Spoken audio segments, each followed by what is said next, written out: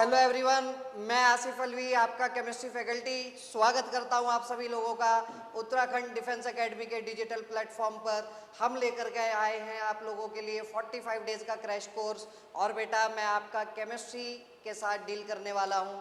तो आज केमिस्ट्री का एक इम्पॉर्टेंट टॉपिक, बिल्कुल बेसिक टॉपिक मैं आपके सामने लेकर के आया हूं। टॉपिक का नेम होने वाला है बेटा some basic concepts of chemistry, जिसके अंदर हम लोग क्या कवर कर रहे होंगे। आपके सामने है, आपकी स्क्रीन के सामने है कि हम लोग क्या कवर करने जा रहे हैं। सबसे पहला मैटर एंड इट्स कंपोजिशन, कि आखिर मैटर क्या है और मैटर का कंपोजिशन क्या है। अगली चीज हम जो डिस्कस करेंगे बेटा वो एलिमेंट्स, कंपाउंड्स और मिक्सचर को डिस्कस करेंगे। और उसके बाद बेटा हम लोग डिस्कस करेंगे chemical reactions and equations. I hope मेरी इतनी बात क्लियर हुई होगी। तो सबसे पहले स्टार्ट करते हैं बेटा कि आखिर जो सब्जेक्ट हम पढ़ने जा रहे हैं, जिस सब्जेक्ट के साथ हम डील करने जा रहे हैं, हमें उस सब्जेक्ट के बारे में तो पता होना चाहिए कि आखिर केमिस्ट्री क्या है, केमिस्ट्री किसको बोलते हैं, केमिस्ट्री के अंदर हम क्या क्या पढ़ते हैं। तो बेटा जवाब है, आप देख सकते हो सब कुछ आपकी स्क्रीन के सामने लिखा हुआ है। जवाब क्या है कि केमिस्ट्री के अंदर हम मैटर के बारे में पढ़ते हैं। किसके बारे में पढ़ते हैं बेटा? मैटर के बारे में पढ़ते हैं। Chemistry is the branch of science which deals with the study of matter, it's chemical composition, के आखिर मैटर किन किन चीजों से मिलकर के बना है। The properties of matter, properties of matter में बेटा दोनों प्रॉपर्टीज आ जाएंगी, फिजिकल प्रॉपर्टी भी आ जाएगी as well as chemical property भी आ जाएगी।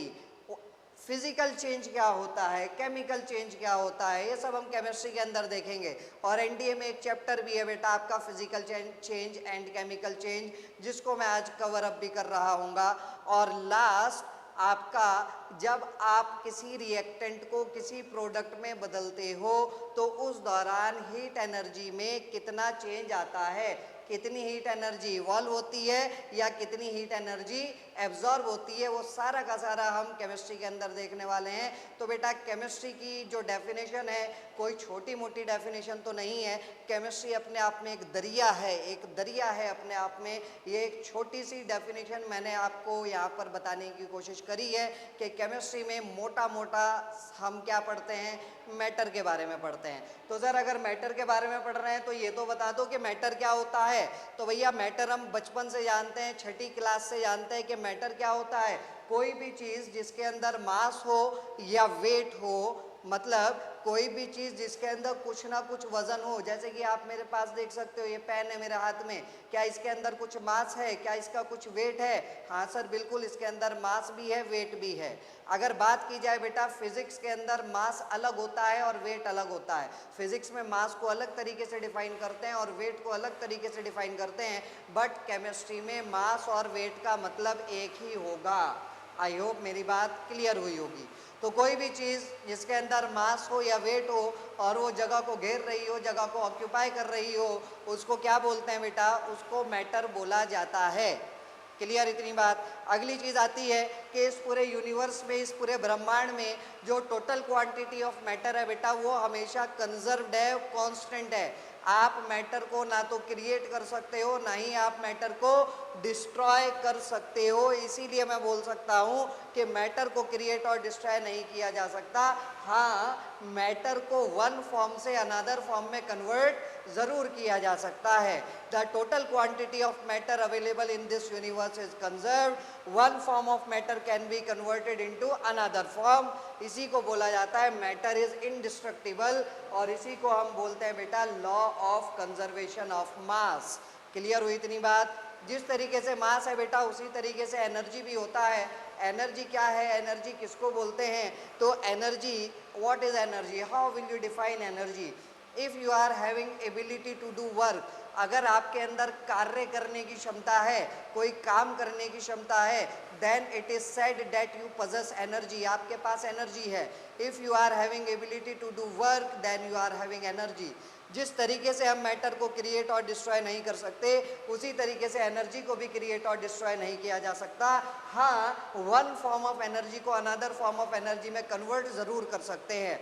ठीक है, तो साइंटिस्ट लोग स्टार्टिंग में बोला करते थे कि the total quantity of matter available in this universe is conserved, और अगला स्टेटमेंट भी बोला करते थे the total quantity of energy available in this universe is conserved. लेकिन आगे चल करके जब न्यूक्लियर रिएक्शंस की डिस्कवरी हुई, स्पेशली न्यूक्लियर फिशन और न्यूक्लियर फ्यूजन के बारे में जब पता चला तो साइंटिस्ट लोगों को पता चला कि बेटा एनर्जी को मैटर में कन्वर्ट किया जा सकता है और मैटर को एनर्जी में कन्वर्ट किया जा सकता है.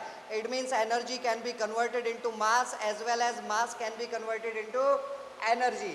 कौन सी इक्वेशन थी बेटा? वो आइंस्टीन की famous equation E is equal to mc square. ये इक्वेशन क्या कहती है कि हम अपनी एनर्जी को मास में कन्वर्ट कर सकते हैं. यहाँ पर जो E आ रहा है बेटा वो किसको रिप्रेजेंट कर रहा है? यहाँ का E रिप्रेजेंट कर रहा है एनर्जी को, M रिप्रेजेंट कर रहा है बेटा मास को. और मास किसका होता है? अभी अभी बताया, मास मैटर का होता है. What is C? C होता है बेटा स्पीड ऑफ लाइट. C क्या होता है? स्पीड ऑफ लाइट, जो कितना होता है प्यारे बच्चों? जो होता है हमारा 3 × 10⁸ मीटर पर सेकेंड. तो यहाँ से आइंस्टीन साहब ने बोला कि एनर्जी को मैटर में बदला जा सकता है और मैटर को एनर्जी में बदला जा सकता है. इसीलिए अलग अलग बोलना, ये स्टेटमेंट अलग बोलना कि the total quantity of matter available in this universe is conserved, और ये स्टेटमेंट भी अलग बोलना कि the total quantity of energy available in this universe is conserved, गलत होगा. हमें क्या करना चाहिए? हमें इन दोनों स्टेटमेंट को एक साथ मिला करके बोलना चाहिए कि the total quantity of matter as well as energy available in this universe is conserved. I hope मेरी इतनी बात क्लियर हुई होगी. और ये इक्वेशन एनडीए एग्जाम में आ चुकी. अब एनडीए वाला जानता है बेटा, बच्चे को पता है E equal to mc square, हर बच्चे को रटा हुआ है. E is equal to mc square. तो एनडीए का एग्जामिनर इतना बेवकूफ़ तो नहीं है, इतना पागल तो नहीं है कि वो डायरेक्टली यही इक्वेशन लिख देगा. वो क्या करेगा? इस इक्वेशन के साथ कुछ छेड़खानी करेगा. क्या छेड़खानी करेगा? देखिएगा, पहली छेड़ क्या करेगा? वो इसको लिखेगा C square is equals to E/m. बोलिए क्या ये इक्वेशन करेक्ट है? हाँ सर, बिल्कुल करेक्ट है. वो क्या इसको ऐसे भी लिख सकता है बेटा? C is equals to E/m का अंडर रूट. जी सर, बिल्कुल लिख सकता है. और अगली बात मुझे बताओ बेटा, क्या वो ऐसे भी लिख सकता है? C is equals to E/m power 1/2. हाँ सर, सही कह रहे हो. अंडर रूट को हम 1/2 करके भी लिख सकते हैं. अगली बात मुझे बताओ, क्या ये इसको ऐसे लिख सकता है? C is equals to m/e की पावर 1/2. क्या ऐसे लिख सकता है? क्या ऐसे लिख सकता है? सोचो सोचो सोचो. अरे सर, एक जगह गलती कर दी आपने. क्या गलती कर दी आपने? सर, आपने E/m का रेसिप्रोकल कर दिया. E/m का रेसिप्रोकल कर दिया तो सर पावर का साइन भी बदल जाएगा. आपने जो गलती करी, आपको यहाँ पर माइनस लगाना था. तो देखो बेटा, 4 अलग अलग तरीके बता दिए इस इक्वेशन को रिप्रेजेंट करने के. इन चारों में से कोई सा भी एक ऑप्शन अगर हमें मिल जाए, then that will be our correct answer. I hope मेरी इतनी बात क्लियर हुई होगी, डाइजेस्ट हुई होगी. चलो आगे बढ़ते हैं. ठीक है, नेक्स्ट बात हम करें बेटा. तो हमने बोला कि अकेला ये बोलना कि the total quantity of matter available in this universe is conserved, गलत होगा. अकेला ये बोलना the total quantity of energy available in this universe, वो भी गलत होगा. इन दोनों स्टेटमेंट को एक साथ इकट्ठा करके बोला जाता है. These two statements are amalgamated into a single statement, और हम बोलते हैं कि the total amount of matter and energy available in this universe is conserved. चलिए सर, बहुत अच्छी बात, आगे बढ़िए. चलो बेटा आगे बढ़ते हैं. अगली चीज़, जो मेन चीज़ हमारे पास आती है, वो है बेटा क्लासिफिकेशन ऑफ मैटर. कि आखिर मैं अपने मैटर को किस तरीके से क्लासीफाई कर सकता हूँ. तो बेटा ब्रॉडली मेरा मैटर 2 तरीके से क्लासीफाई किया जा सकता है. सबसे पहला मैं मैटर का फिजिकल क्लासिफिकेशन करता हूँ, और दूसरा मैं मैटर का केमिकल क्लासिफिकेशन करता हूँ. What do you mean by physical classification and what do you mean by chemical classification? Physical classification का मतलब क्या है बेटा? कि हमारा मैटर दिखने में कैसा है, हमारा मैटर दिखने में कैसा है, रंग रूप कैसा है, काला है, गोरा है, नीला है, पीला है, मोटा है, पतला है. ऐसा नहीं है बेटा, मजाक कर रहा हूँ. मतलब मेरा मैटर दिखने में कैसा है, सॉलिड है, लिक्विड है, या फिर गैस है. अगली बात, केमिकल क्लासिफिकेशन. यहाँ पर केमिकल कंपोजिशन की बात की जाएगी. किसकी बात की जाएगी? केमिकल कंपोजिशन की बात की जाएगी. और केमिकली मेरा मैटर बेटा 2 तरीके का होगा. Pure and impure, pure and impure. Pure क्या होता है, इम्प्योर क्या होता है, सारी बातें आगे चल करके कर रहे होंगे। प्योर को बेटा हम दो कैटेगरी में डिवाइड करते हैं। सबसे पहला आ गया आपका एलिमेंट्स और दूसरा आता है बेटा आपका, दूसरा आता है आपका कंपाउंड्स। दूसरा क्या आता है प्यारे बच्चों, दूसरा आता है कंपाउंड्स। इम्प्योर की कैटेगरी में कौन आएगा बेटा, इम्प्योर की कैटेगरी में केवल और केवल मिक्सचर्स आते हैं और मिक्सचर फर्दर हमारा दो तरीके का होता है। सबसे पहली बार हमने जब कक्षा 9वीं में थे, क्लास 9th में थे, तब हमने पढ़ा था मिक्सचर हमारा दो तरीके का होगा, होमोजीनियस एंड हेट्रोजीनियस। इधर अगर बात की जाए बेटा, एलिमेंट्स को फर्दर डिवाइड किया जाता है इनटू 3 कैटेगरीज। वो 3 कैटेगरीज कौन कौन सी है प्यारे बच्चों, वो 3 कैटेगरीज है आपकी metals, metals, non-metals, non-metals and metalloids, metals, non-metals and metalloids। Compound आपका दो तरीके का होगा, कौन कौन सा बेटा, organic compound and inorganic compound. I hope मेरी इतनी बात क्लियर हुई होगी आप लोगों को अच्छे से। चलिए सर स्टार्ट करते हैं, डिटेल्ड वर्जन स्टार्ट करते हैं, ठीक है। चलो देखो बेटा, सबसे पहली बात हम करते हैं किसके बारे में, फिजिकल क्लासिफिकेशन के बारे में, कि आखिर हम अपने मैटर को फिजिकली कैसे क्लासिफाई करते हैं। तो फिजिकली तो हम जानते हैं हमारा मैटर 3 तरीके का होगा, सॉलिड, लिक्विड एंड गैस।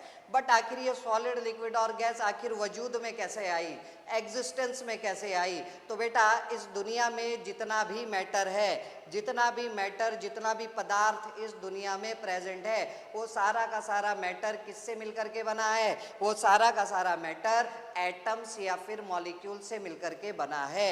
और क्योंकि मैटर हमारे सामने एग्जिस्ट कर रहा है, इसका मतलब एटम्स और मॉलिक्यूल्स एक साथ इकट्ठा एग्जिस्ट कर रहे हैं। तो मेरे सवाल का जवाब देना, मुझे बताइए अलग अलग एटम के बीच फोर्स ऑफ अट्रैक्शन होगा कि फोर्स ऑफ रिपल्शन होगा। अलग अलग एटम के बीच फोर्स ऑफ अट्रैक्शन होना चाहिए या फोर्स ऑफ रिपल्शन होना चाहिए। सर अगर एटम साथ में मिलकर के एक साथ एग्जिस्ट कर रहे हैं और different different forms of matter आपको दे रहे हैं, तो जाहिर सी बात है एटम के बीच फोर्स ऑफ अट्रैक्शन रहा होगा। बिकॉज अगर एटम के बीच फोर्स ऑफ रिपल्शन होता तो एटम साथ साथ इकट्ठा कभी भी एग्जिस्ट ना कर रहे होते, एटम एक दूसरे से दूर दूर एग्जिस्ट कर रहे होते। और अगर एटम एक दूसरे से दूर दूर एग्जिस्ट कर रहे होते तो बेटा मैटर भी एग्जिस्ट ना करता। और अगर मैटर एग्जिस्ट ना करता तो हमारा ये पूरा ब्रह्मांड एग्जिस्ट ना करता, आप एग्जिस्ट ना करते, मैं एग्जिस्ट ना करता। इस टाइम खड़ा होकर के मैं आपको ना पढ़ा रहा होता, आप बैठ करके मेरी वीडियो नहीं देख रहे होते।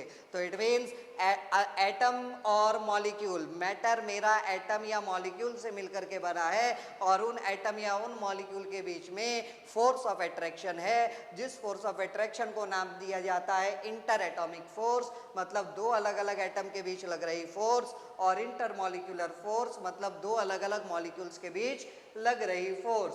अब ये इंटर एटॉमिक फोर्स या इंटर मॉलिक्यूलर फोर्स बेटा दो फैक्टर पर डिपेंड करता है। सबसे पहला टेम्परेचर और दूसरा प्रेशर, सबसे पहला टेम्परेचर और दूसरा प्रेशर। तो सबसे पहले देखते हैं बेटा प्रेशर बढ़ाने से इंटर एटॉमिक फोर्स पर क्या असर पड़ेगा।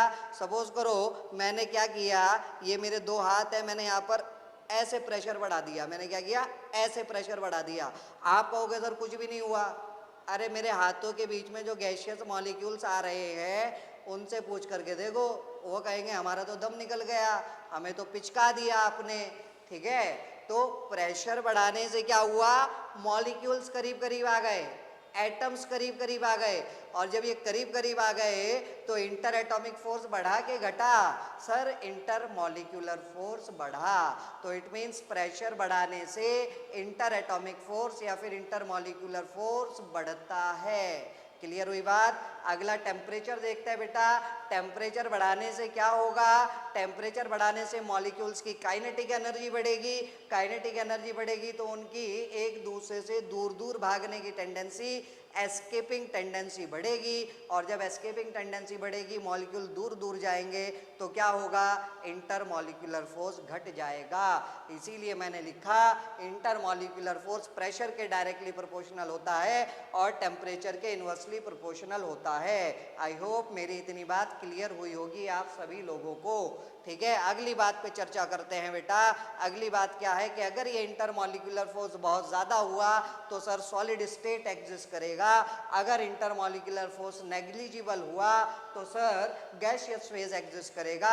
और अगर इंटरमॉलिक्यूलर फोर्स इन दोनों के दरमियान में हुआ, इन दोनों के मिडल में हुआ, तो सर लिक्विड फेज एग्जिस्ट करेगा। जी सर, बहुत बढ़िया। चलो आगे बढ़ते हैं। नेक्स्ट देखता है बेटा सॉलिड स्टेट। ठीक है, तो बचपन से पढ़ते आ रहे हैं बेटा, क्लास 6 से पढ़ते आ रहे हैं। सॉलिड क्या होता है? सॉलिड वो होता है जिसकी डेफिनेट शेप या डेफिनेट वॉल्यूम होती है। जी सर, बहुत बढ़िया, हम जानते थे। अलग अलग एटम के बीच फोर्स ऑफ अट्रैक्शन, जिसको इंटर एटॉमिक फोर्स बोलते हैं, बहुत ज़्यादा होगा। जी सर, ये भी हम जानते थे। अलग अलग एटम के बीच की दूरी बहुत कम होगी। हाँ सर, बिल्कुल, ये भी हम जानते थे। ठीक है, तो inter atomic force of attraction बहुत ज़्यादा होगा, इंटर मॉलिक्यूलर डिस्टेंस या स्पेसिंग बहुत कम होगा। ठीक है, डेफिनेट शेप और डेफिनेट वॉल्यूम होगी। मेल्टिंग पॉइंट और बॉइलिंग पॉइंट बहुत ज़्यादा होगा। सॉलिड को कंप्रेस नहीं किया जा सकता। मैं इस पेन को अपने हाथ से भींच नहीं सकता, दबा नहीं सकता। इट कैन नॉट बी इनकम्प्रेस्ड, इसीलिए बोला जाता है सॉलिड्स आर इनकम्प्रेसिबल। ठीक है, क्यों कंप्रेस नहीं कर सकते? बिकॉज एटम ऑलरेडी एक दूसरे के साथ चिपके हुए बैठे हैं, तो अब आप उनको और ज़्यादा करीब नहीं लेकर के आ सकते। ठीक है, अगली बात पार्टिकल्स कैन नॉट माइग्रेट। एक एटम सॉलिड के अंदर एक एटम दूसरे एटम को क्रॉस करके कभी भी आगे नहीं जा सकता। क्लियर हो रही है बात? ठीक है, एक चीज और जो यहाँ पर आती है बेटा, सॉलिड हमारे दो तरीके के होते हैं। सॉलिड्स हमारे दो तरीके के होते हैं। कौन कौन से होते हैं सर? सॉलिड दो तरीके के। सबसे पहला होता है बेटा क्रिस्टलाइन सॉलिड, और दूसरा होता है हमारा amorphous solid. Crystalline solid and amorphous solid. सबसे ज़्यादा सवाल यहाँ से एनडीए में आता है। और सवाल क्या है? सबसे पहले तो क्रिस्टलाइन सॉलिड और अमॉर्फस सॉलिड देखते हैं बेटा। What are crystalline solid and what are amorphous solid? Suppose कीजिए मैंने आपको एक NaCl का क्रिस्टल दिया। मैंने कौन सा क्रिस्टल दिया बेटा? आपको NaCl का क्रिस्टल दिया। तो सबसे पहले तो ये बताओ भाई, NaCl सॉलिड होता है कि लिक्विड होता है? सर NaCl तो सॉलिड होता है। ठीक है, वाइट कलर के क्रिस्टल्स होते हैं, वाइट पाउडर होता है ना, उसी को ही तो क्रिस्टल बोला जा रहा है। ठीक है, अगली बात, NaCl कोवलेंट कंपाउंड है कि आयोनिक कंपाउंड है? सर आयोनिक कंपाउंड है, बिकॉज इसके अंदर एक मेटल के नाम पर सोडियम प्रेजेंट है और नॉन मेटल के नाम पर क्लोरीन प्रेजेंट है। ठीक है, चलिए बहुत अच्छी बात। NaCl बना कैसे होगा वो सब केमिकल बॉन्डिंग में डिस्कस करेंगे। इलेक्ट्रॉन के आदान प्रदान से NaCl बना। सोडियम ने अपनी वैलेंस शेल से इलेक्ट्रॉन निकाला, क्लोरीन की वैलेंस शेल में डाला, ले पकड़ तू रख, मुझे इसकी कोई ज़रूरत नहीं है। ठीक है, मतलब सोडियम ने अपनी वैलेंस शेल से इलेक्ट्रॉन निकाला, Na+ बनाया, क्लोरीन ने अपनी वैलेंस शेल में इलेक्ट्रॉन गेन करा, Cl- बनाया। अब इन Na पॉजिटिव और Cl नेगेटिव के बीच एक strong electrostatic force of attraction लगेगी, और उसी strong electrostatic force of attraction को आयोनिक बॉन्ड बोला जाता है। Ionic bond is not a bond बेटा, आयोनिक बॉन्ड कोई बॉन्ड नहीं है, आयोनिक बॉन्ड कोई डंडा नहीं है। ठीक है, it is simply a force of attraction between Na positive and Cl negative. तो इसको ऐसे दिखाना सही नहीं होगा, इसको आप ऐसे दिखाते हैं। Ionic bond is not a bond, it is simply a force of attraction between oppositely charged ions। ठीक है, चलो ठीक है सर, आपने बोला NaCl क्रिस्टल है मेरे पास। अब अगर NaCl क्रिस्टल है तो सपोज कीजिए आपको NaCl क्रिस्टल के अंदर जाने का मौका मिला। अगर आपको NaCl क्रिस्टल के अंदर जाने का मौका मिलता है तो मुझे बताइए प्यारे बच्चों, आपको NaCl में कौन कौन देखने को मिलेगा? सर NaCl के कंस्टिट्यूएंट एलिमेंट्स तो Na पॉजिटिव और Cl नेगेटिव है, तो इसके अंदर हमें Na पॉजिटिव और Cl नेगेटिव देखने को मिलेगा। क्या देखने को मिलेगा? Na पॉजिटिव और Cl नेगेटिव देखने को मिलेगा, और एक अच्छे खासे अरेंजमेंट में, एक रेगुलर अरेंजमेंट में ये अरेंज हुए होंगे। क्या मतलब है सर आपके कहने का? सपोज करो जहाँ पर मैं खड़ा हूँ बेटा, मेरे पैरों के नीचे Na पॉजिटिव आ रहा है। ठीक है। अब अगर मैं यहाँ से थोड़ा सा आगे चलता हूँ तो बेटा कौन मिलेगा, मेरे पैरों के नीचे कौन आएगा, Cl नेगेटिव आएगा। थोड़ा सा और आगे चला तो कौन आएगा बेटा, वापस से Na प्लस आ जाएगा। मेरा मन कर रहा है इस डायरेक्शन में जाने का, तो Na प्लस से इस डायरेक्शन में गया तो कौन आएगा बेटा, Cl नेगेटिव आएगा। जितनी दूरी पीछे से चल के आया Na पॉजिटिव पर खड़ा था, कुछ दूरी आगे चला Cl नेगेटिव आया, और उतनी ही दूरी और आगे चलूंगा तो कौन आएगा बेटा, Na पॉजिटिव आएगा। Na पॉजिटिव से इधर जाऊंगा तो कौन आएगा, Cl नेगेटिव आएगा। हालांकि पॉसिबल नहीं है फिलहाल, लेकिन मेरा मन कर रहा है Cl नेगेटिव से ऊपर जाने का, तो Cl नेगेटिव से ऊपर जाऊंगा तो कौन आएगा, Na पॉजिटिव आएगा। Cl नेगेटिव से नीचे जाऊंगा तो कौन आएगा, Na पॉजिटिव आएगा। तो आप कहोगे सर यहाँ तो एटम्स का, आयंस का एक रेगुलर फैशन में अरेंजमेंट हुआ है, एटम्स आर रेगुलरली अरेंज, और ये ऑर्डर्ड अरेंजमेंट कभी भी खत्म होने वाला नहीं है, ये लंबी दूरी तक चलेगा बेटा। ठीक है, ऐसे समझो ये मेरे हाथ में क्या है, Na पॉजिटिव। Na पॉजिटिव के लेफ्ट में गया कौन मिला, Cl नेगेटिव। राइट में आया दूसरा Cl नेगेटिव, ऊपर गया तीसरा Cl नेगेटिव, नीचे आया चौथा Cl नेगेटिव, बाहर आया आपकी तरफ आया पांचवा Cl नेगेटिव, अंदर गया छठा Cl नेगेटिव। क्लियर हुई मेरी बात अच्छे से? तो मैं बोल सकता हूं कि Na पॉजिटिव के बाद कौन आएगा, Cl नेगेटिव, उसके बाद कौन आएगा, Na पॉजिटिव, उसके बाद कौन आएगा, Cl नेगेटिव। मेरा मन कर रहा है ऊपर की डायरेक्शन में जाने का, Na पॉजिटिव से ऊपर जाऊंगा बेटा, Cl नेगेटिव, नीचे आऊंगा Cl नेगेटिव। अब मेरा ये बोर्ड 2D है, अगर ये 3D होता, मैं इसके पीछे जाता बैक साइड में तो कौन मिलेगा, Cl नेगेटिव। इधर आऊंगा तो भी कौन मिलेगा, Cl नेगेटिव। तो आप देखिए, मुझे देख करके बताइए, NaCl क्रिस्टल में each Na plus ion is surrounded by how many Cl negative ions? Each Na positive ion is surrounded by 6 Cl negative ions. Each Na positive ion is surrounded by 6 Cl negative ions. Similarly, each Cl negative ion will also be surrounded by 6 Na positive ion. Na positive के number of nearest neighbors, number of nearest पड़ोसीज कितने हैं बेटा, 6 है। Similarly Cl negative के भी number of nearest पड़ोसीज कितने होंगे, वो भी 6 होंगे। इसको बोला जाता है कोऑर्डिनेशन नंबर। क्या बोला जाता है, कोऑर्डिनेशन नंबर। तो NaCl मेरा कैसा है बेटा, ये आप इसको पूरे को बनाओगे तो एक 3 डायमेंशनल केज लाइक स्ट्रक्चर मिल जाएगा बेटा हमें, और उसी 3 डायमेंशनल केज लाइक स्ट्रक्चर को बोला जाता है, क्या बोला जाता है प्यारे बच्चों, उसको बोला जाता है क्रिस्टल लैटिस। क्या बोला जाता है, क्रिस्टल लैटिस बोला जाता है। क्लियर है इतनी बात अच्छे से? तो ये बेटा हमारा क्रिस्टलाइन सॉलिड है। क्या है, क्रिस्टलाइन सॉलिड, जहाँ पर एटम्स का लंबी दूरी तक एक रेगुलर पर्टिकुलर अरेंजमेंट चलता रहे, और अगर ये अरेंजमेंट बिगड़ गया, Na पॉजिटिव के बाद Cl नेगेटिव आना था, उसके बाद वापस Na पॉजिटिव आना था, लेकिन Na पॉजिटिव के बाद लगातार 2 बार Cl नेगेटिव आ गया, उसके बाद Na पॉजिटिव आया, फिर 3 बार Cl नेगेटिव आ गया, फिर 2 बार Na पॉजिटिव आ गया, तो यहाँ पर कोई ऑर्डर्ड अरेंजमेंट नहीं है। इस सॉलिड को बेटा अमॉर्फस सॉलिड बोला जाएगा। क्या बोला जाएगा, अमॉर्फस सॉलिड बोला जाएगा। इसीलिए आप देखिए यहाँ पर क्रिस्टलाइन सॉलिड में एक रेगुलर पर्टिकुलर अरेंजमेंट दिखाया गया है एटम्स का, और अमॉर्फस सॉलिड में एक रेगुलर पर्टिकुलर अरेंजमेंट नहीं है।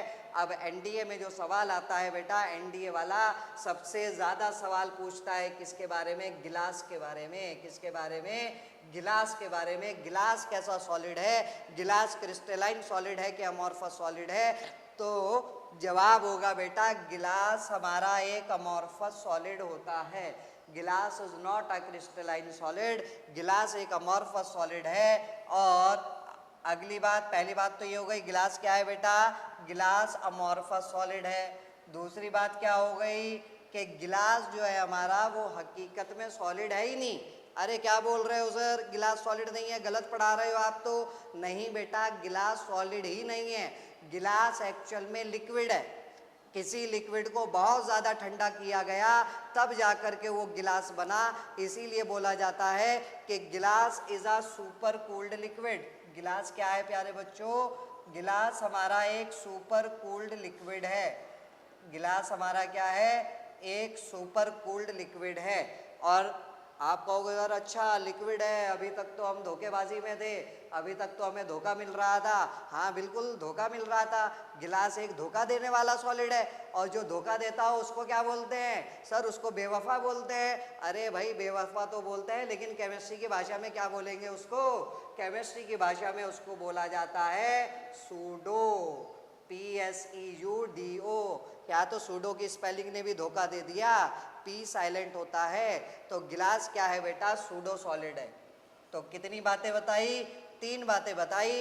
गिलास एक अमॉर्फस सॉलिड है, गिलास एक सुपर कूल्ड लिक्विड है, गिलास एक सूडो सॉलिड है। इन तीनों में से कोई भी एक अगर ऑप्शंस में लिखा हुआ नजर आ गया, that will be my correct answer. क्या होगा सर अगर तीनों लिखे हुए आ जाए? अगर तीनों लिखे हुए आ जाए फिर चौथा ऑप्शन उसको बनाना पड़ेगा ऑल ऑफ द अबव। ठीक है, अगर कोई 2 लिखे हुए आ जाए तो ऑप्शन उसको बनाना पड़ेगा बोथ ए एंड बी, या फिर बोथ बी एंड सी, या फिर बोथ ए एंड डी। ठीक है, वो डिपेंड करता है क्या होगा। आई होप मेरी इतनी बात क्लियर हुई होगी। चलो सर जल्दी जल्दी आगे बढ़ते हैं। लिक्विड स्टेट क्या होता है भाई? Liquid state definite volume but not definite shape. जिस कंटेनर में लिक्विड को डालोगे उसी की शेप ले लेगा। इंटरमॉलिक्यूलर फोर्स ऑफ अट्रैक्शन क्या होता है? सॉलिड से थोड़ा सा कम होता है। इंटरमॉलिक्यूलर डिस्टेंस सॉलिड से थोड़ा सा ज़्यादा होता है। ठीक है, उसके बाद लिक्विड को भी कंप्रेस नहीं किया जा सकता भाई। Both solids and liquids are almost considered to be incompressible. Solid और लिक्विड को आप दोनों को ही कंप्रेस नहीं कर सकते। ठीक है, अब पार्टिकल यहाँ पर माइग्रेट कर सकते हैं, पार्टिकल फ्लो कर सकते हैं, एक पार्टिकल दूसरे पार्टिकल को क्रॉस करके आगे जा सकता है। ठीक है, अगली चीज गैसियस स्टेट, ना तो डेफिनेट शेप ना डेफिनेट वॉल्यूम। ठीक है, स्क्वायर शेप के कंटेनर में कोई गैस भरी शेप स्क्वायर हो जाएगी, सर्कुलर शेप के कंटेनर में कोई गैस भरी शेप सर्कुलर हो जाएगी। 5 लीटर के कंटेनर में 5 ग्राम ऑक्सीजन डाली तो ऑक्सीजन की वॉल्यूम 5 लीटर हो जाएगी। 10 लीटर के कंटेनर में 5 ग्राम ऑक्सीजन डाली तो ऑक्सीजन की वॉल्यूम 10 लीटर हो जाएगी। ठीक है, शर्त बात यह है कि कंटेनर खाली होना चाहिए। अगर 10 लीटर का कंटेनर है लेकिन उसमें 2 लीटर जो है वो कोई सॉलिड भरा हुआ है, कोई स्पेस ऑक्यूपाइड है, तो गैस की वॉल्यूम तो बेटा वहां पर केवल 8 लीटर ही होने वाली है। आई होप मेरी ये बात क्लियर हुई होगी। It takes the volume of the container in which it is kept provided that the container must be empty. Intermolecular force of attraction कम होता है, मॉलिक्यूल एक दूसरे से दूर दूर होते हैं, and gases are highly compressible. Gases are highly compressible. और ये ऑर्डर पूछा जाता है बेटा एनडीए एग्जाम में कि what is the order of compressibility. Compressibility का ऑर्डर क्या हो जाएगा बेटा? गैसेस सबसे ज्यादा कंप्रेसिबल होती है, उससे कम लिक्विड और सबसे कम सॉलिड। और मैंने बताया लिक्विड और सॉलिड दोनों को लगभग लगभग इनकम्प्रेसिबल माना जाता है, means they are not affected by change in pressure. और गैसेस भी बेटा फ्लो करने की टेंडेंसी रखती है, लिक्विड और गैसेस दोनों के अंदर फ्लो करने की टेंडेंसी है, इसीलिए इन दोनों को फ्लूइड्स बोला जाता है, because they have tendency to flow. चलो सर बचपन में 6ठी क्लास में पढ़ा करते थे, सॉलिड को गर्म करा तो लिक्विड मिला, लिक्विड को गर्म करा तो गैस मिला, गैस को ठंडा करा तो सॉलिड मिला, सॉलिड को ठंडा करा तो गैस को ठंडा करा तो लिक्विड मिला, लिक्विड को ठंडा करा तो सॉलिड मिला। क्या होगा अगर मैं गैस को और ज़्यादा गर्म करना स्टार्ट कर दूं? सर अगर आपने गैस को और ज़्यादा गर्म करना स्टार्ट करा तो क्या होगा? तो सर गैसेस जो हैं वो अपने अंदर से इलेक्ट्रॉन्स लूज करना स्टार्ट कर देंगी, मतलब गैसेस का आयोनाइजेशन हो जाएगा और हमें 4th स्टेट ऑफ मैटर मिल जाएगी बेटा, जिसको बोला जाता है प्लाज्मा। क्या बोला जाता है? प्लाज्मा बोला जाता है। ठीक है, अच्छा sir solid already low temperature पर है, क्या होगा अगर मैं सॉलिड को और ठंडा करना स्टार्ट करूं? अगर आप सॉलिड को और ठंडा करना स्टार्ट करोगे बेटा तो क्या होगा? मॉलिक्यूल्स करीब करीब आ जाएंगे, इतना करीब आ जाएंगे कि एक दूसरे के अंदर आकर के क्लम्प अप हो जाएंगे और गुच्छा बना लेंगे। ठीक है, उस गुच्छे टाइप स्ट्रक्चर को हम बोलते हैं बेटा हमारी मैटर की 5वीं state, known as Bose Einstein condensate, जिसको शॉर्टकट में बीईसी लिखा जाता है। अब गैस ऑलरेडी हाई टेम्परेचर पर था, उसको और ज़्यादा गर्म करा तो प्लाज्मा मिला, तो मैं बोल सकता हूँ plasma is high energy state. Solid already come temperature पर था, उसको और ज़्यादा ठंडा करा तो बॉस आइंस्टीन कंडेंसेट मिला, तो मैं बोल सकता हूँ Bose Einstein condensate is low energy state. Clear है बात? जी सर। सॉलिड को लिक्विड में कन्वर्जन करेंगे तो इस प्रोसेस को क्या बोलते हैं? Conversion of solid into liquid is known as melting और फ्यूजन। लिक्विड का गैस में कन्वर्जन इवेपोरेशन और वेपराइजेशन, गैस का लिक्विड में कन्वर्जन कंडेंसेशन, लिक्विड का सॉलिड में कन्वर्जन फ्रीजिंग। ठीक है। सॉलिड का गैस में कन्वर्जन डायरेक्टली सब्लिमेशन, गैस का सॉलिड में कन्वर्जन डायरेक्टली डिपोजिशन। तो ये सब आपको पता होना चाहिए। ठीक है। उसके बाद आता है बेटा हमारा केमिकल क्लासिफिकेशन ऑफ मैटर, कि आखिर केमिकली मैं अपने मैटर को किस तरीके से क्लासिफाई कर सकता हूँ। तो केमिकली बेटा मेरा मैटर दो तरीके का होगा, प्योर एंड इम्प्योर। सर अभी अभी बताया था आपने? हाँ बेटा बिल्कुल बताया था। प्योर के अंदर दो स्टेट आती हैं, elemental state and compound state. Elemental state दोनों फॉर्म में एग्जिस्ट कर सकता है, atomic form as well as molecular form, जबकि कंपाउंड स्टेट केवल और केवल मॉलिक्यूलर फॉर्म में एग्जिस्ट करेगा। ठीक है। और ये तो हम जानते ही हैं, मिक्सचर, होमोजीनियस, हेट्रोजीनियस। चलो आगे बढ़ते हैं। ठीक है सर। प्योर सब्सटेंसेस क्या होते हैं? प्योर सब्सटेंसेस वो सब्सटेंसेस होते हैं जो सेम टाइप ऑफ एटम्स या फिर सेम टाइप ऑफ मॉलिक्यूल से मिलकर के बने हों, जो केवल और केवल एक तरह के एटम या फिर केवल और केवल एक तरह के मॉलिक्यूल से मिलकर के बने, उनको प्योर सब्सटेंस बोला जाएगा। फॉर एग्जांपल ये जो मेरे हाथ में आप पेन देख रहे हो, ठीक है, देखिए ध्यान से। ठीक है। ये पेन थोड़ी देर के लिए मैं मान लेता हूँ किसका बना है बेटा?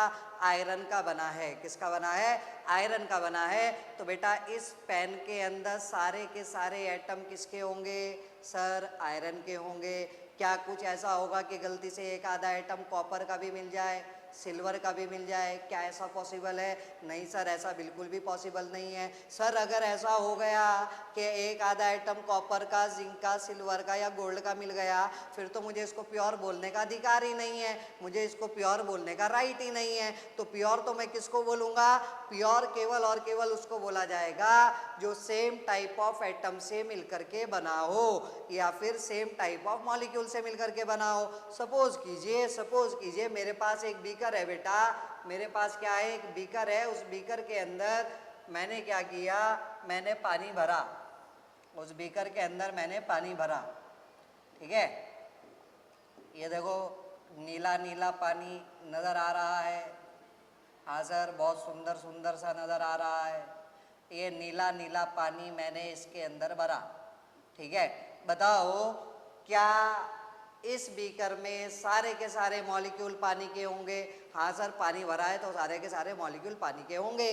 तो क्या मैं इसको प्योर बोल सकता हूँ? हाँ सर, प्योर बोल सकता हूँ। बट नहीं बेटा, यू आर रॉन्ग। आप फिलहाल इसको प्योर नहीं बोल सकते, बिकॉज ये तो नॉर्मल टैप वाटर है, ये तो नॉर्मल टंकी का पानी है।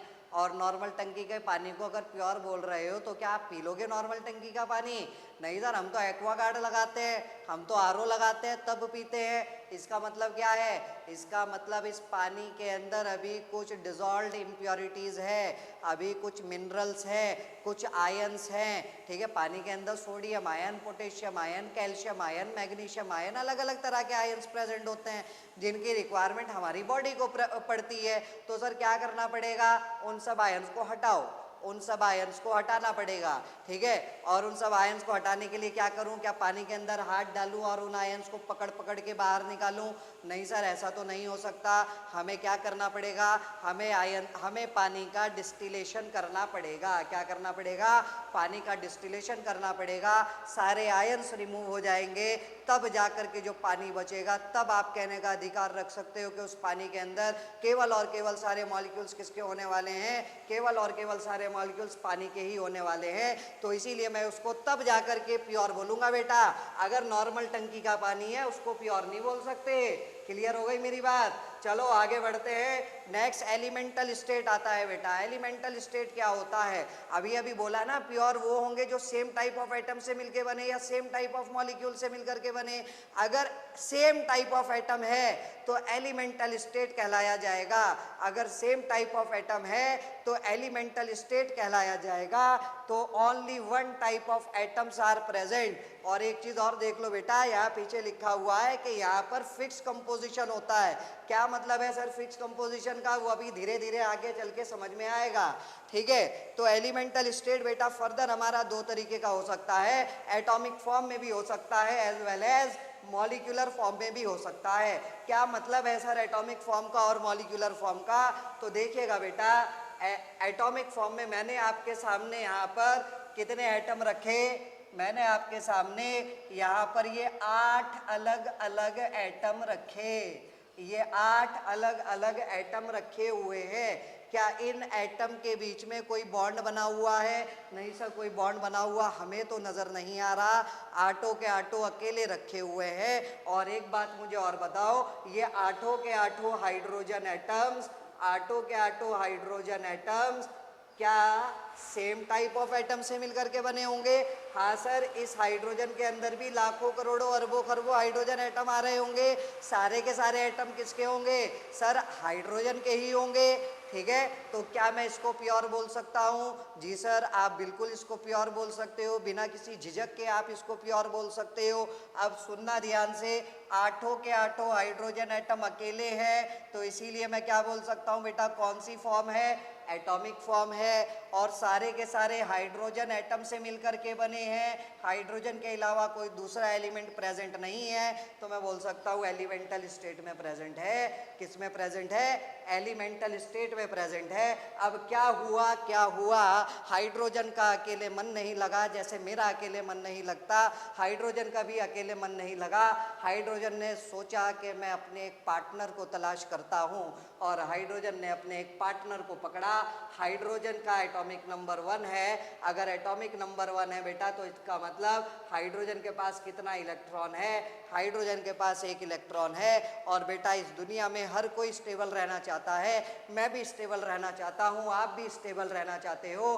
तो बेटा हम लोग स्टेबल रहने के लिए क्या करते हैं? हम लोग स्टेबल रहने के लिए क्या करते हैं? आप कहोगे सर स्टेबल रहने के लिए हम शादी करते हैं। अरे भाई ठीक है, शादी करते हैं, शादी भी ज़रूरी है, लेकिन शादी कब होगी? कोई बाप अपनी बेटी कब देगा? जब उसकी बेटी को खुश रखोगे, पैसा होगा तुम्हारे पास। पैसा कब आएगा? जब पढ़ाई लिखाई करोगे, जब आसिफ सर की वीडियो देखोगे, उत्तराखंड डिफेंस एकेडमी की वीडियो देखोगे, पढ़ाई करोगे, एनडीए क्लियर होगा, उसके बाद जाकर के जॉब लगेगी, उसके बाद जाकर के पैसा आएगा, उसके बाद जाकर के कोई बाप अपनी बेटी देगा, उसके बाद जाकर के आप स्टेबल फील करोगे। तो सर मेन चीज़ हमने देखी, सबसे बड़ा रुपया, रुपया सबसे बड़ा है। ठीक है, ना बाप बड़ा ना मैया, सबसे बड़ा रुपया। ठीक है, तो फाइनेंशियल स्टेबिलिटी सबसे ज़्यादा है बेटा। जिस तरीके से हम फाइनेंशियली स्टेबल रहना चाहते हैं, उसी तरीके से एटम कहता है कि हमें स्टेबल रहने के लिए हमारी शर्त क्या है कि हमारा या तो ऑक्टेट पूरा होना चाहिए या ड्यूप्लेट पूरा होना चाहिए। ऑक्टेट पूरा होने का मतलब क्या है कि हमारी के शेल अगर वैलेंस शेल है तो उसके अंदर 2 इलेक्ट्रॉन आने चाहिए। ठीक है, और अगर के शेल के अलावा कोई और सी शेल भी प्रेजेंट है तो वैलेंस शेल में 8 इलेक्ट्रॉन आने चाहिए। अगर के शेल में 2 इलेक्ट्रॉन आ रहे हैं तो इट इज़ कॉल्ड ड्यूप्लेट, और अगर वैलेंस शेल में 8 इलेक्ट्रॉन आ रहे हैं तो it is called octet. I hope मेरी बात क्लियर हुई होगी। तो हाइड्रोजन की वैलेंस शेल में तो एक ही इलेक्ट्रॉन है। हाइड्रोजन ने क्या किया? हाइड्रोजन ने अपने दूसरे भाई को ढूंढा, वो भी अपने साथ एक इलेक्ट्रॉन लेकर के आया, और दोनों ने मिलकर के पार्टनरशिप करके एक एक इलेक्ट्रॉन की शेयरिंग करी। अब आप ध्यान से देखिए, लेफ्ट वाले हाइड्रोजन का ऑक्टेट ड्यूप्लेट भी पूरा हो गया और राइट वाले हाइड्रोजन का ड्यूप्लेट भी पूरा हो गया। क्लियर हो गई बेटा की बात? और यहाँ पर क्या हो रहा है? यहाँ पर शेयरिंग ऑफ इलेक्ट्रॉन्स हो रहा है, और शेयरिंग ऑफ इलेक्ट्रॉन से बनने वाला बॉन्ड क्या कहलाया जाता है? सर शेयरिंग ऑफ इलेक्ट्रॉन से बनने वाला बॉन्ड कोवलेंट बॉन्ड कहलाया जाता है। तो अब मुझे बताइए, क्या ये H2 अकेला है? नहीं सर, अकेला नहीं है, अपने दूसरे भाई के साथ मिलके उसने बॉन्ड बना लिया। ये H2 भी अकेला नहीं है, ये भी अकेला नहीं है, ये भी अकेला नहीं है। तो बेटा बिल्कुल आसान सी बात है, एटम हमेशा सिंगल होता है। एटम हमेशा क्या होता है प्यारे बच्चों?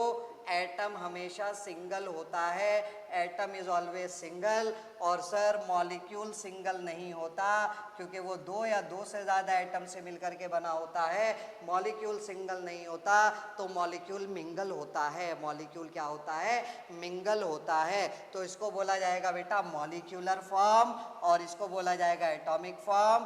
दोनों के दोनों एलिमेंटल स्टेट में है, बिकॉज इस H2 में भी दोनों एटम किसके हैं? हाइड्रोजन के हैं। दोनों एटम सिमिलर एलिमेंट के हैं, तो इसीलिए एलिमेंटल स्टेट बोला जाएगा। ठीक है, ये भी एलिमेंटल स्टेट है, ये भी एलिमेंटल स्टेट है, ये भी एलिमेंटल स्टेट है। और फॉर्म कौन सी है बेटा? मॉलिक्यूलर फॉर्म है। आई होप मेरी इतनी बात क्लियर हुई होगी। आगे बढ़ते हैं बेटा। आगे आता है कंपाउंड स्टेट।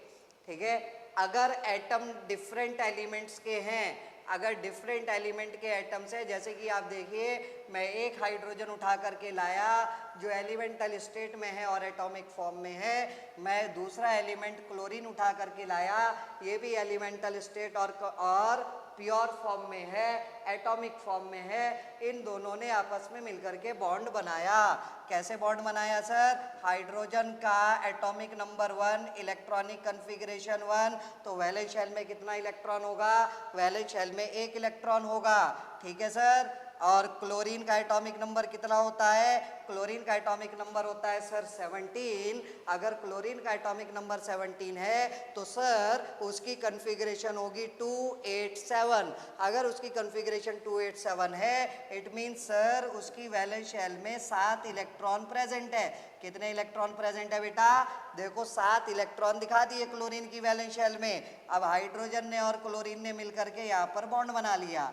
हाइड्रोजन का ड्यूप्लेट पूरा हो गया, क्लोरीन का ऑक्टेट पूरा हो गया, HCl के बीच में एक बॉन्ड बन गया। लेकिन ये जो बॉन्ड अब बना, मुझे बताइए, इस H अकेले को तो आपने एटम बोला, क्लोरीन अकेला था इसलिए आपने उसको एटम बोला, बट HCl के अंदर तो दो दो एटम आ रहे हैं, तो इसको मैं क्या बोलूँगा? मॉलिक्यूलर फॉर्म बोलूँगा। इसको मैं क्या बोलूँगा? Molecular form. जब दो या दो से ज़्यादा एटम आपस में मिलते हैं तो मॉलिक्यूल बनता है, इसीलिए बोला जाता है molecule is the combination of atoms, या फिर molecule is the aggregation of atoms. लेकिन सर यहाँ तो एक दिक्कत हो गई, और क्या दिक्कत हो गई? पिछला जो है आपने एग्जाम्पल लिखा था H2O2 N2 F2 Cl2 Br2 I2, वहाँ पर सारे एलिमेंट सेम थे, वहाँ पर सारे एटम सेम एलिमेंट के थे। लेकिन यहाँ तो एक एटम हाइड्रोजन का आ गया, एक एटम हाइड्रोजन का आ गया और एक एटम क्लोरीन का आ गया, तो अब इसको मॉलिक्यूल के साथ साथ कंपाउंड भी बोला जाएगा। अब इसको मॉलिक्यूल के साथ साथ कंपाउंड भी बोला जाएगा। अब आप ये नहीं कह सकते कि ये एलिमेंटल स्टेट में है, नहीं, अब ये एलिमेंटल स्टेट में नहीं है। अब ये किस स्टेट में आ गया बेटा? कंपाउंड स्टेट में आ गया। ठीक है, अगर एक जैसे एटम से मिलकर के मॉलिक्यूल बने तो एलिमेंटल मॉलिक्यूल, एलिमेंट का मॉलिक्यूल। अगर एक से ज़्यादा अलग अलग तरह के एलिमेंट से मिलकर के मॉलिक्यूल बने तो कंपाउंड मॉलिक्यूल कहलाया जाएगा बेटा। क्लियर हो गई बात? लिखी है ये बात मैंने आपके सामने हिंदी में। ठीक है, ये बात मैंने आपके सामने हिंदी में लिखी है। एक जैसे लोगों का परिवार होगा तो एलिमेंटल स्टेट, और एक से ज़्यादा अलग अलग लोगों का परिवार होगा तो कंपाउंड स्टेट कहलाया जाएगा। ठीक है सर, तो मुझे बताइए H2O2 N2 इन सबको केवल और केवल सर मॉलिक्यूल बोलेंगे, कंपाउंड बोलने का अधिकार नहीं है। ठीक है, तो देखिएगा बेटा H2N2Cl2 और लिखूं, और लिख दो सर H2O2N2 F2Cl2 Br2I2 और लिखूं। अरे ले देख लो P4S8, ये सारे के सारे एटम है या मॉलिक्यूल है? सर मॉलिक्यूल है। एलिमेंटल स्टेट में है या कंपाउंड स्टेट में? सर एक जैसे एलिमेंट के एटम प्रेजेंट है तो एलिमेंटल स्टेट। कौन सा स्टेट? Elemental state. लेकिन यहाँ कार्बन मोनोऑक्साइड आ गया, कार्बन डाइऑक्साइड आ गया, पानी आ गया, ग्लूकोज आ गया, सुक्रोज भी लिख दूं C12H22O11। ठीक है, ये सारे के सारे मॉलिक्यूल हैं, but different type of atom से मिलकर के बने हैं, इसीलिए इनको अब मुझे एलिमेंटल स्टेट बोलने का अधिकार नहीं है। इनको अब मैं क्या बोलूँगा बेटा, कंपाउंड फॉर्म में ये प्रेजेंट है। क्लियर हो रही है बात अच्छे से? ठीक है, तो ये कंपाउंड है, इसीलिए नीचे मैंने बोला कि ये कंपाउंड भी होंगे एज वेल एज मॉलिक्यूल भी होंगे, बट ये केवल और केवल मॉलिक्यूल होंगे, आप इनको कंपाउंड नहीं बोल सकते। इट मीन सर जितने भी कंपाउंड होंगे वो सारे के सारे मॉलिक्यूल होंगे, बट सारे के सारे मॉलिक्यूल कंपाउंड हो ऐसा जरूरी नहीं है। आप देखो नीचे लिखा है बेटा, मैंने क्या लिखा है, all compounds are molecules but all molecules are not compounds. चलो सर बहुत बढ़िया, आगे बढ़ते हैं। नेक्स्ट आता है बेटा इम्प्योर सब्सटेंसेस। इम्प्योर सब्सटेंस क्या होंगे, अगर अलग अलग तरह के एटम या फिर अलग अलग तरह के मॉलिक्यूल प्रेजेंट है तो उसको इम्प्योर बोला जाएगा। क्या बोला जाएगा? इम्प्योर बोला जाएगा। और यहाँ पर कंपोजिशन वेरिएबल होता है। प्योर सब्सटेंसेस में तो कंपोजिशन फिक्स था, इम्प्योर सब्सटेंसेस में कंपोजिशन वेरिएबल होता है। क्या मतलब है सर इस बात का? देखो अभी थोड़ी देर में समझ में आने वाला है। सपोज करो मैं आपके सामने ये 4 अलग अलग एलिमेंट के एटम उठा करके लाया, हाइड्रोजन लाया, ऑक्सीजन लाया, सोडियम लाया, क्लोरीन लाया, तो मुझे बताइए ये चारों के चारों एटम है कि नहीं? हाँ सर एटॉमिक फॉर्म में है, ठीक है, और प्योर फॉर्म में भी है। हाइड्रोजन और ऑक्सीजन ने मिलकर के पानी बनाया, हाइड्रोजन ने और ऑक्सीजन ने मिलकर के क्या बनाया बेटा? पानी बनाया। सोडियम ने और क्लोरीन ने मिलकर के क्या बनाया? सोडियम क्लोराइड बनाया। ठीक है, तो ये पानी है बेटा, क्या मॉलिक्यूल बोलोगे? हाँ सर बिल्कुल। इस NaCl को भी क्या बोलोगे? मॉलिक्यूल। बट पानी के अंदर 2 अलग अलग एलिमेंट प्रेजेंट है, hydrogen and oxygen. Sodium chloride में 2 अलग अलग एलिमेंट प्रेजेंट है, सोडियम एंड क्लोरीन। तो अब इसको मॉलिक्यूल के साथ साथ कंपाउंड भी बोला जाएगा। अब मेरे पास एक बीकर में, मैंने एक बीकर में पानी रखा, शर्त बात यह है कि पानी डिस्टिल्ड होना चाहिए बेटा, नॉर्मल टंकी का या गंदे नाले का पानी नहीं होना चाहिए। तो इसमें सारे के सारे मॉलिक्यूल किसके मिलेंगे? पानी के मिलेंगे। तो मैं बोल सकता हूँ ये प्योर स्टेट में रखा हुआ है। और अगले बीकर में बेटा मैंने रख लिया, अगले बीकर में मैंने रख दिया आपका प्योर NaCl। क्या रख दिया? प्योर NaCl रख दिया। तो सारे के सारे मॉलिक्यूल किसके होंगे बेटा? NaCl के होंगे।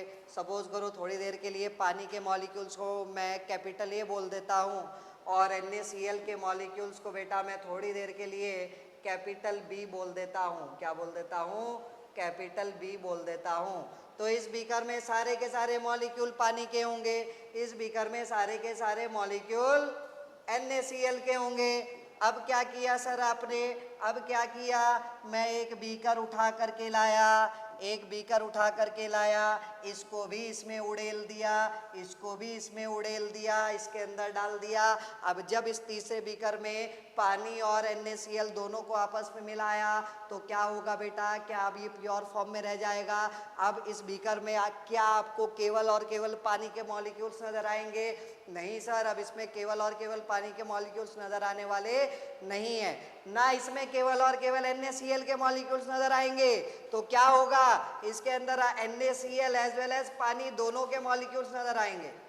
इसके अंदर NaCl एज वेल एज पानी दोनों के मॉलिक्यूल्स नजर आएंगे। और अब हम बोलेंगे कि अब ये प्योर फॉर्म में नहीं रह गया, अब तो ये इम्प्योर बन गया, अब तो इसके अंदर इम्प्योरिटीज आ गई। अब हम इसको बोलेंगे तुम अशुद्ध हो चुके हो। तुम क्या हो चुके हो? हाँ, तुम अशुद्ध हो चुके हो, बिकॉज तुम्हारे अंदर पानी का मॉलिक्यूल भी प्रेजेंट है, NaCl का मॉलिक्यूल भी प्रेजेंट है। अब ये प्योर फॉर्म में नहीं रहा, और जो प्योर फॉर्म में नहीं होता बेटा उसको मिक्सचर बोला जाता है। क्या बोला जाता है? मिक्सचर बोला जाता है। और बताओ ये कैसा मिक्सचर होगा? होमोजीनियस मिक्सचर होगा कि हेट्रोजीनियस मिक्सचर होगा? सर ये होमोजीनियस मिक्सचर होगा। कैसा मिक्सचर होगा? होमोजीनियस मिक्सचर होगा। And mind it all homogeneous mixtures are known as solutions. सारे के सारे होमोजीनियस मिक्सचर्स को सॉल्यूशन बोला जाता है। सॉल्यूशन की सबसे पहली प्राइमरी कंडीशन यही है कि solution is a homogeneous mixture. Clear हुई बात अच्छे से? हाँ सर क्लियर हो गया, ठीक है। लेकिन इस चीज का क्या मतलब था, वेरिएबल कंपोजिशन और फिक्स कंपोजिशन, ये तो बता दो। अरे भाई मुझे एक बात बताओ, मैंने पानी में नमक डाला, ठीक है, तो कैसा टेस्ट आएगा? खारा टेस्ट आएगा। अब depending upon the person, different different person, किसी को ज़्यादा नमक पसंद है पानी के अंदर डाल करके पीना, किसी को कम नमक पसंद है पानी के अंदर डाल करके पीना। सिमिलरली पानी में अगर मैं चीनी डालूंगा तो मीठा पानी बनेगा। किसी को ज़्यादा मिठास पसंद है, किसी को कम मिठास पसंद है। तो यहाँ पर अगर मैंने पानी के अंदर नमक 1 चम्मच की जगह 2 चम्मच नमक डाल दिया तो क्या रूअफ़ज़ा बन जाएगा? क्या कोई और सी चीज़ बन जाएगी? बोलो। नहीं सर, रहेगा तो अभी भी खारा पानी। हाँ, नमक का टेस्ट थोड़ा सा कम हो जाएगा। अगर मैं पानी के अंदर 1 चम्मच चीनी की जगह मैंने 2 चम्मच चीनी डाली तो क्या इस चीज़ पे फ़र्क पड़ेगा? क्या मिक्सचर पे फ़र्क पड़ेगा? क्या मिठास बदल जाएगा? नहीं सर, मिठास तो अभी भी चीनी का आएगा। वो अलग बात है कि पहले जब कम चीनी डाली तो कम मीठा, बाद में जब ज़्यादा चीनी डाली तो ज़्यादा मीठा। लेकिन ऐसा थोड़ी होगा कि 1 चम्मच चीनी की जगह 2 चम्मच चीनी डाल दी तो पानी खारा हो जाएगा। नहीं सर, ऐसा नहीं होगा। इट मीन्स मिक्सचर के अंदर कंपोजिशन क्या हो सकता है? वेरिएबल हो सकता है, ठीक है।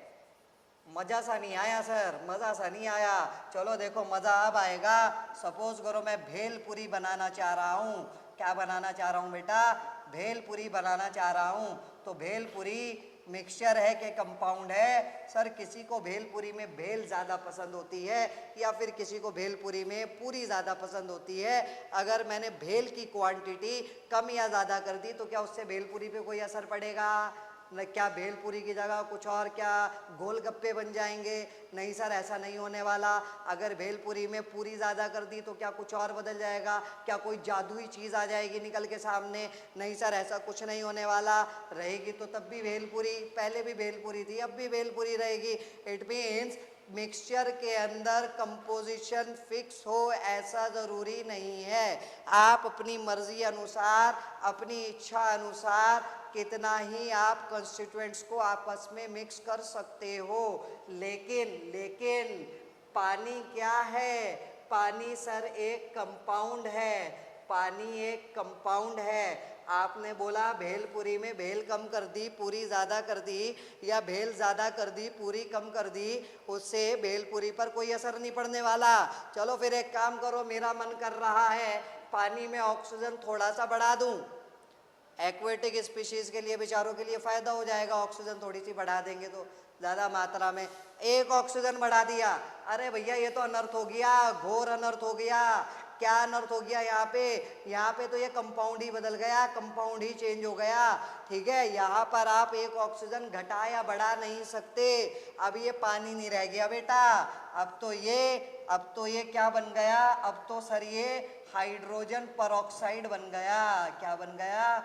हाइड्रोजन परऑक्साइड बन गया, जो कि जहरीला होता है, ठीक है। इसीलिए जब भी कभी रेस्टोरेंट में जाओ, अगर आपकी गर्लफ्रेंड बोले आई वॉन्ट H2O, तो ये कभी मत बोल देना आई वॉन्ट H2O2, T-O-O। आप तो T-O-O वाला 2 बोलोगे, वो बेचारा H2O2 हाइड्रोजन परऑक्साइड लेकर के आ जाएगा और आपकी डेथ हो जाएगी। समझ रहे हो मेरी बात? ठीक है। तो पानी में ये फिक्स है कि हाइड्रोजन के 2 एटम ही होंगे और ऑक्सीजन का 1 एटम ही होने वाला है। ये चेंज नहीं कर सकते। पानी चाहे इंडिया का हो, पाकिस्तान का हो, ऑस्ट्रेलिया का हो, अमेरिका का हो, कहीं का भी पानी क्यों ना हो, पानी के basic constituent elements hydrogen and oxygen ही रहने वाले हैं और उनका रेशो हमेशा सेम रहने वाला है। हाइड्रोजन के 2 एटम होंगे और ऑक्सीजन का 1 ही होगा। एटॉमिक रेशो 2:1 फिक्स रहने वाला है। लेकिन अगर दूसरी बात चलो करता हूँ मास के बारे में। हाइड्रोजन का मास 2 ग्राम, ऑक्सीजन का मास 16 ग्राम। आई होप मास नंबर आपको याद होंगे। अगर इन दोनों का रेशो निकाला जाए 2:16, तो रेशो कितना निकल के आएगा बेटा? 1:8 निकल करके आएगा। ये रेशो हमेशा फिक्स रहने वाला है, कभी भी चेंज नहीं होगा। ये रेशो अगर चेंज हो गया तो इसका मतलब कंपाउंड ही चेंज हो गया। जैसे कि अभी H2O2 लिखा था, H2O2 में क्या रेशो निकल के आएगा बेटा? इसका 2 और इसका 16 दूनी 32। यहाँ पर रेशो कितना आ जाएगा बेटा? 1:16 आ जाएगा। ठीक है, और इस लॉ को क्या बोलते हैं? इस लॉ को क्या बोलते हैं? हाँ सर, याद तो आ रहा है, कुछ कुछ याद आ रहा है। क्या बोलते हैं इस लॉ को? अरे सर याद आ गया, याद आ गया, याद आ गया। इसको बोला जाता है लॉ ऑफ कांस्टेंट कंपोजिशन या फिर law of definite proportion. Clear है बात? किसने दिया था? जोसेफ प्राउस्ट नाम के साइंटिस्ट ने दिया था। चलो बहुत बढ़िया बेटा, आगे बढ़ते हैं। ठीक है, सोडियम और क्लोरीन को आपस में मिलाया तो क्या बना बेटा? NaCl, मॉलिक्यूल भी है, कंपाउंड भी है। ठीक है, हाइड्रोजन और ऑक्सीजन को मिलाया, H2O बना, मॉलिक्यूल भी है, कंपाउंड भी है। NaCl और पानी को आपस में मिलाया, दो अलग अलग कंपाउंड को आपस में मिला रहा हूं, तो क्या बनेगा बेटा? मिक्सचर बनेगा। क्या बनेगा? मिक्सचर बनेगा। तो अभी तक जो कुछ भी हमने चर्चा करी, उस चर्चा का निचोड़ क्या निकल करके सामने आया? उसका निचोड़ ये निकल करके सामने आया कि सर अगर सेम टाइप ऑफ एटम को आपस में मिलाओगे तो एलिमेंट का मॉलिक्यूल बनेगा, डिफरेंट टाइप ऑफ एटम को आपस में मिलाओगे तो कंपाउंड का मॉलिक्यूल बनेगा, दो अलग अलग कंपाउंड को आपस में मिलाओगे तो बेटा मिक्सचर बनने वाला है। मिक्सचर होमोजीनियस और हेट्रोजीनियस दोनों होते हैं। पानी में NaCl डाला, होमोजीनियस मिक्सचर बना, पानी में नमक ऑयल डाला तो बेटा हेट्रोजीनियस मिक्सचर बना। क्लियर है मेरी बात? हाँ सर, बहुत बढ़िया, मजा आ गया, अच्छे से डाइजेस्ट हो गया। ठीक है, तो अगली चीज आती है बेटा एलिमेंट। एलिमेंट के बारे में बता चुका हूं मैं। एलिमेंट वो होता है जो सेम टाइप ऑफ एटम से मिलकर के बने। ठीक है, और आज के टाइम में मॉडर्न पीरियोडिक टेबल में टोटल कितने एलिमेंट्स नोन है? टोटल 118 डिफरेंट एलिमेंट्स नोन है।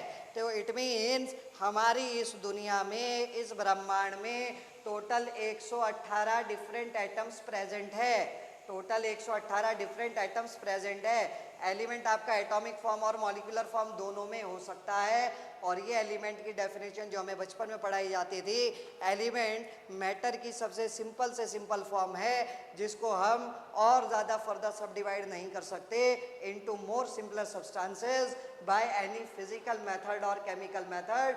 और 118 एलिमेंट्स हैं, सबके नाम अलग अलग हैं और सबके नाम बार बार लिखना हमारे लिए पॉसिबल नहीं है, इसीलिए उनको निक नेम दिया जाता है। जैसे कि आप लोगों को आपके घर में निक नेम दिया जाता है, हम एलिमेंट्स को भी निक नेम देते हैं, तो उनके लिए एब्रीवेशन इस्तेमाल करते हैं। That abbreviation is known as symbol of the element. सबसे पहले सिंबल का आइडिया डाल्टन साहब ने दिया था, बट आगे जा करके अलग अलग साइंटिस्ट लोगों ने सिंबल को वेरीफाई किया, थोड़ा सा प्योर फॉर्म में लेकर के आए।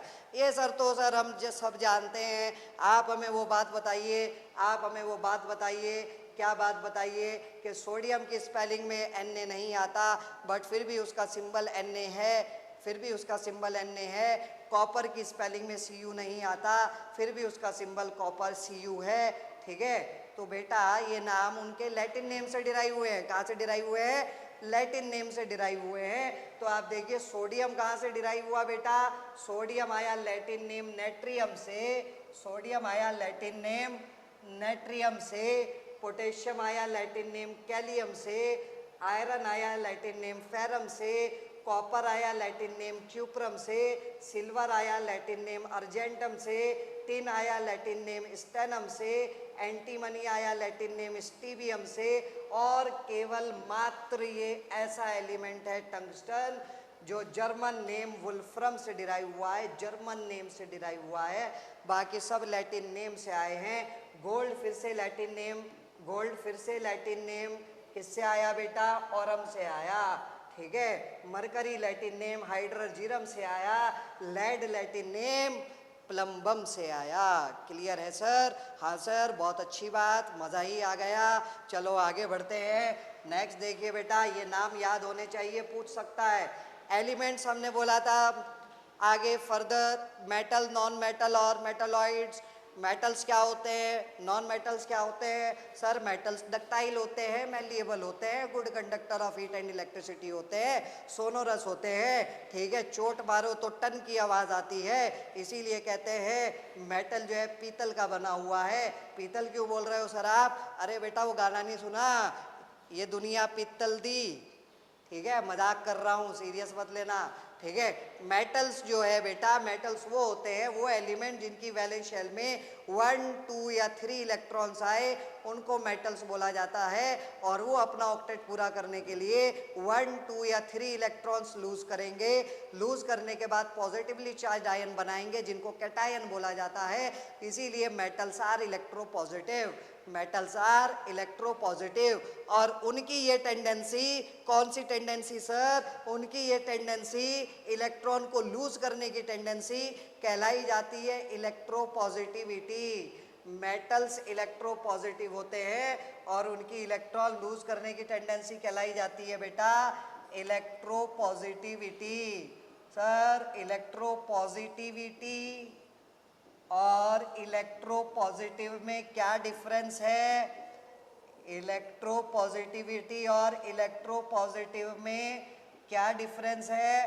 तो बेटा डिफरेंस वही है, डिफरेंस वही है जो सुंदर और सुंदरता में है, डिफरेंस वही है जो सुंदर और सुंदरता में है। वो अगर आप सुंदर और सुंदरता का डिफरेंस समझ गए तो इलेक्ट्रोपॉजिटिव और इलेक्ट्रोपॉजिटिविटी का डिफरेंस समझ जाओगे। सुंदर और सुंदरता में क्या फर्क है बेटा? सुंदर इंसान होता है और सुंदरता उसकी प्रॉपर्टी होती है। जैसे सुंदर मैं हूं और मेरा सुंदर होना, अरे हंसो मत यार, सुंदर नहीं दिख रहा तुम्हें? सुंदर मैं हूं और सुंदरता मेरी प्रॉपर्टी है। सिमिलरली इलेक्ट्रोपॉजिटिव मेटल्स हैं और इलेक्ट्रोपॉजिटिविटी, इलेक्ट्रॉन लूज करने की प्रॉपर्टी क्या कहलाई जाती है? इलेक्ट्रोपॉजिटिविटी कहलाई जाती है। सिमिलरली नॉन मेटल्स क्या होते हैं बेटा? जिनकी वैलेंस शेल में 5, 6 या 7 इलेक्ट्रॉन होते हैं, वो ऑक्टेट पूरा करने के लिए या तो 3 इलेक्ट्रॉन गेन करेगा या 2 इलेक्ट्रॉन गेन करेगा या 1 इलेक्ट्रॉन गेन करेगा। जितना इलेक्ट्रॉन गेन करेगा उतना उसके ऊपर नेगेटिव चार्ज आ जाएगा, जितना इलेक्ट्रॉन गेन करेगा उतना उसके ऊपर नेगेटिव चार्ज आ जाएगा, मतलब वो नेगेटिवली चार्ज आयन एनायन बना लेगा। इसीलिए नॉन मेटल्स को इलेक्ट्रोनेगेटिव बोला जाता है, नॉन मेटल्स को इलेक्ट्रोनेगेटिव बोला जाता है और उनकी इस प्रॉपर्टी को इलेक्ट्रोनेगेटिविटी बोलते हैं। क्लियर है बात? तो सर उसका क्या होगा जिसकी वैलेंस शेल में 4 इलेक्ट्रॉन है? अरे जिसकी वैलेंस शेल में 4 इलेक्ट्रॉन है वो ना तो 4 इलेक्ट्रॉन गेन करेगा ना ही 4 इलेक्ट्रॉन लूज करेगा, वो इलेक्ट्रॉन की शेयरिंग करेगा और वो नॉन मेटल की कैटेगरी में ही आता है। आई होप मेरी ये बात क्लियर हुई होगी। आई hope you have enjoyed today's session. आज के सेशन में आप लोगों को बहुत ज़्यादा मज़ा आया होगा। और ये आपके सामने मॉडर्न पीरियोडिक टेबल के लेफ्ट साइड में मेटल्स रखे हैं, ठीक है, और राइट साइड में नॉन मेटल्स रखे हैं, ठीक है। एक इम्पॉर्टेंट बात, क्या मेटल और मेटल आपस में कंबाइन करके बॉन्ड बनाएंगे? क्या मेटल और मेटल आपस में कंबाइन करके बॉन्ड बनाएंगे? नहीं सर। अगर मैं यहाँ पोटेशियम लिख रहा हूँ, 4 एटम पोटेशियम के लिख रहा हूँ, तो ये 4 एटम पोटेशियम के कभी भी आपस में मिलकर के बॉन्ड बनाने वाले नहीं है, ठीक है भाई। मेटल की खासियत है इलेक्ट्रॉन लूज करना। मेटल दानदाता है, तो दानदाता किसके साथ बॉन्ड बनाएगा? दानदाता भिखारी के साथ बॉन्ड बनाएगा। किसके साथ बॉन्ड बनाएगा? भिखारी के साथ बॉन्ड बनाएगा। मतलब मेटल नॉन मेटल के साथ बॉन्ड बनाएगा। मेटल मेटल आपस में कभी भी बॉन्ड बनाने वाले नहीं है। इट मीन्स मेटल हमेशा एटॉमिक फॉर्म में रहना पसंद करता है। Atoms do not form bond with each other. Clear हो गई मेरी बात अच्छे से? ठीक है। उसके बाद नॉन मेटल मॉलिक्यूलर फॉर्म में रहते हैं, जैसे कि हाइड्रोजन H2 बनाता है, ऑक्सीजन O2 बनाता है, नाइट्रोजन N2 बनाता है, फॉस्फोरस P4 बनाता है, सल्फर S8 बनाता है, और जितने भी हेलोजन्स है बेटा, हैलोजन्स X2 बनाते हैं। क्या मतलब है सर हैलोजन का? हैलोजन का मतलब है बेटा जो आपके मॉडर्न पीरियोडिक टेबल में ग्रुप नंबर 17 में आ रहे हैं उनको हम हैलोजन्स बोल रहे हैं। ग्रुप नंबर 17 में कौन कौन आया? Fluorine, chlorine, bromine, iodine and astatine. Group 17 में कौन आया? Fluorine, chlorine, bromine, iodine and astatine. Astatine तो याद रखने का तरीका क्या है बेटा? फिर कल बाहर आई आंटी, फिर कल बाहर आई आंटी। और बेटा आंटी रेडियो एक्टिव होती है, मतलब एटी रेडियो एक्टिव होता है, इसीलिए उसके बारे में हम पढ़ते नहीं हैं। हाँ सर आपने तो आंटी को ही रेडियो एक्टिव बना दिया। ठीक है, अगला देखो बेटा metalloids. Metalloid generally network form में रहना पसंद करते हैं और ये मेटालॉइड्स है बेटा आपके silicon, germanium, arsenic, antimony and tellurium. तो I hope you have enjoyed today's session. आज का हमारा ये टॉपिक समाप्त होता है। हम आपसे विदा लेते हैं, मिलते हैं बहुत ही जल्द आपसे अगली क्लास में। तब तक के लिए हंसते रहिए, मुस्कुराते रहिए, पढ़ते रहिए। बाय बाय, टेक केयर, जय हिंद, लव यू।